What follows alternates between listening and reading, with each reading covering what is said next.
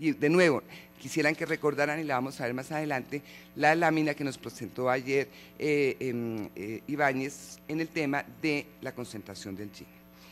Y entonces, obviamente hay una respuesta, pero es que el Código Civil, así como prevé esas figuras, también prevé unas acciones. Es cierto, existe la acción de reivindicación, las acciones posesorias, las acciones de nulidad, etcétera, etcétera, etcétera, pero estas acciones son imposibles, ¿sí?, para la población desplazada. Primero que todo, no las conocen, ¿sí?, están desplazadas, están vulnerables, no pueden acceder a las pruebas, no pueden presentar las pruebas, no tienen los abogados, etcétera, etcétera, etcétera. Mientras, por el otro lado, los que se están apropiando de los bienes sí tienen los abogados para acudir a estas figuras que legitiman el despojo. Y la jurisprudencia tampoco ha sido, desafortunadamente, en todos los casos, como ya lo mencionaba, muy abierta al tema del despojo, ¿sí? Por ejemplo, nosotros tenemos la figura de la posesión, como les decía, la posesión, él se redujo para posesión extraordinaria a 10 años y para posesión ordinaria a 5 años. Se considera la ordinaria regular cuando hay buena fe y justo título, y se considera la irregular cuando hay mala fe y injusto título. Y se dice que los vicios que pueden atentar, ¿sí?, contra la posesión son vicios que van en el tema de capacidad y en el tema de consentimiento, o que tienen que ver con el objeto, que no sean bienes prohibidos por la Constitución y las leyes, y causa lícita, que no se utilice el uso de la fuerza o de la violencia. Sin embargo, nuestra jurisprudencia ha tenido fallos encontrados, mientras que analizando la acción de extinción constitucional frente al narcotráfico y lavado de activos, consideró que esa acción no podía prescribir, como dice el magistrado autor de esa sentencia, porque los capitales torticieros o las fortunas ilegales, espurias, no podían nunca legalizarse. Por el otro lado, otra sentencia de la misma Corte Constitucional admite que existe la prescripción de la acción de nulidad. ¿Y esto qué quiere decir? Que señala que en aras de la seguridad jurídica podemos perdonar aquellas conductas que hayan hecho que esa propiedad que adquirimos, ¿sí?, mediante la fuerza, para viciar el consentimiento, mediante el dolo o mediante estas prácticas, con el transcurso de tiempo simplemente van a sanearse y van a quedar legitimadas. Y aquí yo quiero, ese fallo además siempre me ha llamado la atención, porque incluso hay una ley que no se aplica, porque era una ley que estaba expedida para situaciones de estados de excepción, en donde se señalaba la necesidad de establecer una presunción exactamente en sentido contrario, es presumir que había violencia en aquellas situaciones donde había habido conflicto y por lo tanto garantizar los derechos a la propiedad y posesiones de las víctimas del despojo y el desplazamiento.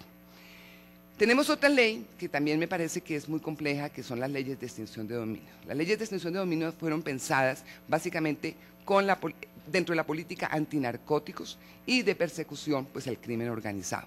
Pero esas leyes de extinción de dominios, la ley la originaria y las reformas que se hicieron en el año 2002, no han tenido en cuenta, ¿sí?, en primer lugar, el caso de las víctimas. Voy a poner un ejemplo. Sí, la Corte hace poquito dijo que podía registrarse como población desplazada a las personas sin considerar el tiempo.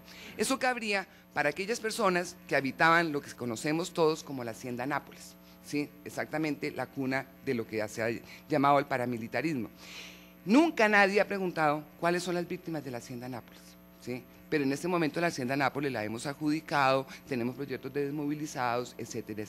Es decir, no existe el enfoque de víctimas en esa ley. Y adicionalmente esa ley hace que se confundan la coexistencia de la ley de extinción de dominio con la ley 975 y el no reconocimiento de que los paramilitares estaban vinculados al narcotráfico cuando se expide la ley 975, hace que los bienes de narcotraficantes se confundan con los bienes de los parapolíticos. Por poner un caso, hay bienes de don Berna o de Macaco que están en la ley de extinción de dominio, en el fondo de estupefacientes, y hay bienes de esta persona, los mismos bienes que están en el fondo de víctimas.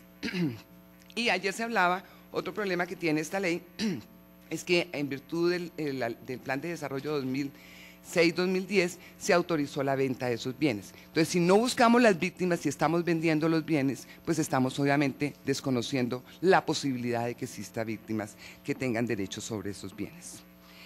Y luego está la política de atención a la población desplazada, que obviamente no fue pensada, y ayer lo decía el profesor Uprime, no fue pensada, o yo traduzco de lo que él decía más bien, no fue pensada desde la perspectiva de víctimas, sino más bien desde la perspectiva de atención humanitaria, es decir, desde el principio de solidaridad.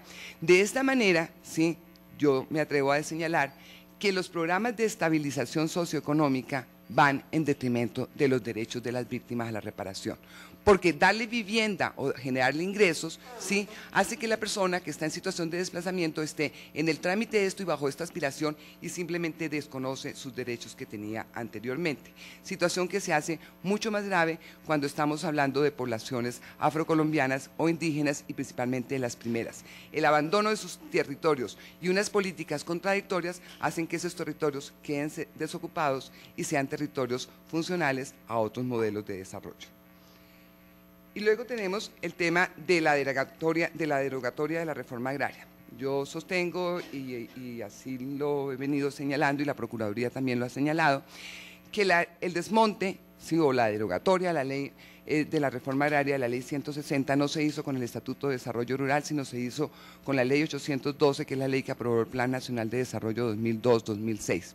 Es decir, se hizo por la puerta de atrás y simplemente a través del Estatuto de Desarrollo Rural declarado inexequible por la Corte, se quiso tratar de arreglar los vacíos que había dejado esta reforma hecha en dos artículos.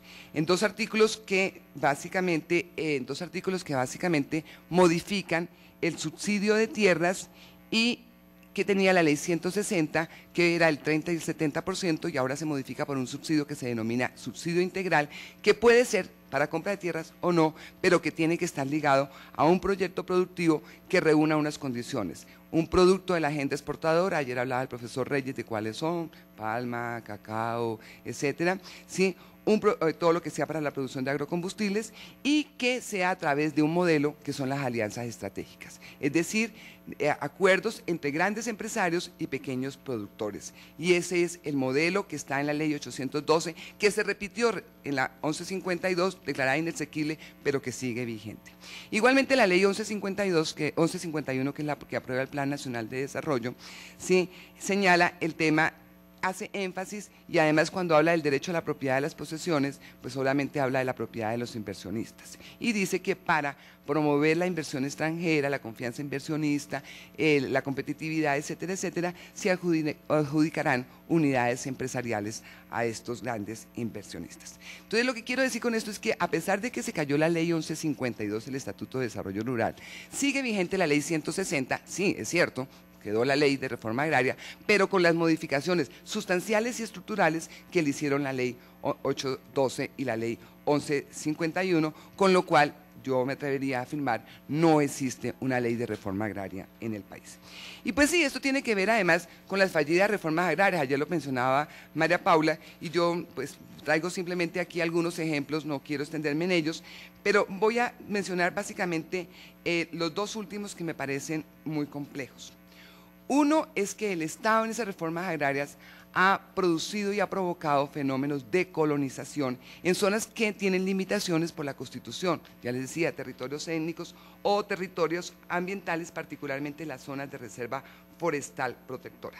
Esas personas que han recibido servicios de educación, salud, vivienda o cualquier otra ayuda del Estado y que están localizadas en esos territorios, hoy en día son denominadas terceros sin derechos.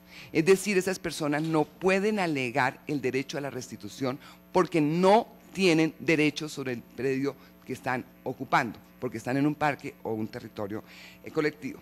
Y la última es cómo la misma reforma agraria ha permitido, y esto ha sido identificado además por el Ministerio de Agricultura, ha permitido, sí, el despojo, pero no solamente lo ha permitido, sino que además lo profundiza. ¿De qué manera?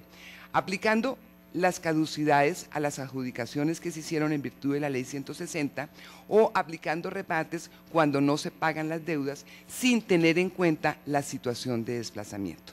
Y esto genera necesariamente dos efectos. Uno, el repoblamiento, o un efecto más bien. Uno, el repoblamiento, y con ello los segundos ocupantes que hablan los principios Piñero.